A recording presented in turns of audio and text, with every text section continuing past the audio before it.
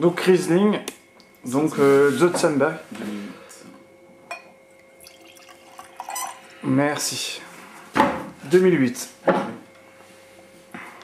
la vague, tout le monde prend ce vin pour un Sauvignon. Quoi. Oh. Pourquoi oh? Pour un Sauvignon. Oui. Je suis pas parti là-bas, mais... Je trouve que le nez est quand même Riesling pour moi, avec des notes citronnées, minérales. Il y a effectivement un petit quelque chose derrière qui... Il y a un petit côté Sauvignon. Bah, ce côté un peu végétal qui pourrait faire penser au buis, mais on n'y est pas, quoi. La trame acide revient après déglutition. Avec la rétro-olfaction, on a la trame acide qui revient à ce moment-là.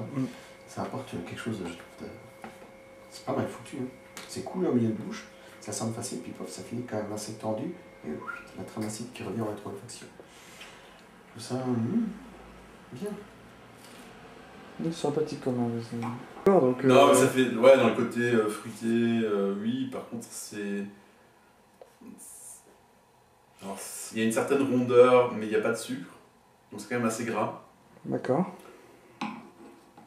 Mais l'acidité n'est pas énorme, mais je pense qu'il y a une salinité qui est assez forte. Qui contrebalance peut-être le manque de vivacité. Parce que là, on est sur des graves, sur des très vieilles vignes. C'est pas un grand terroir, on est en bas de coteau. Mais des vignes qui ont plus de 50 ans. Et une grande régularité de millésime en millésime. C'est très agréable.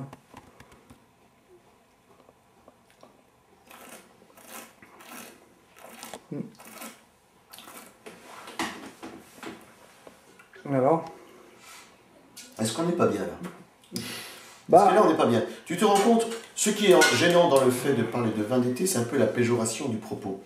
Donc, c'est-à-dire que on pourrait essayer de le mettre dans une case qui, à mon avis, serait beaucoup trop petite pour ce vin.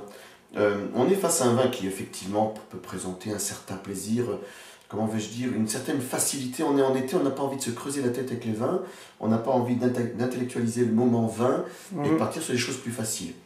Sous cet angle-là, on pourrait dire, oui, c'est un vin qui... Derrière, quand même, on a de la matière, de la concentration, une complexité au nez qui part sur la poire, la pêche blanche, des petites notes, voire un peu de terroir, ça terroite un petit peu.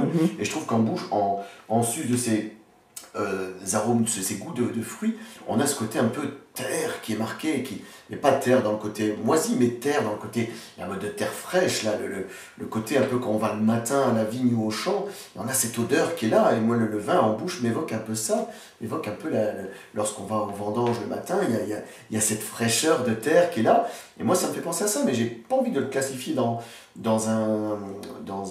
une case de vin d'été ou vin facile, bien au contraire, je trouve ce vin hautement gastronomique, même si on ne va pas le destiner, bien sûr, à des langoustes flambées ou ce genre de choses-là, mais il y a moyen de marier ça. Moi, par exemple, sur un riz de veau, j'aurais pas peur de mettre ça. Mais alors, pas du tout. Tout dépend bien sûr de l'accompagnement, mais un riz de veau juste grillé comme ça, avec des champignons pas trop marqués et une bonne purée, alors je suis certain que je m'éclaterais. Certain. On peut prévoir ça aussi sur un filet mignon de porc, par exemple, à la forestière.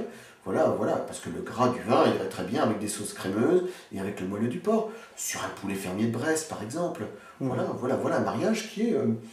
voilà, on est sur quand même quelque chose de... En plus de ça, je vais pas aimer le terme, mais je vais pas dire passe-partout, mais un vin qui est... je vais dire, qui se marie facilement avec tant qu'on reste, je vais dire, dans de la viande blanche, dans des poissons un peu gras peut-être, un autre cabillaud à l'unilatéral. Voilà.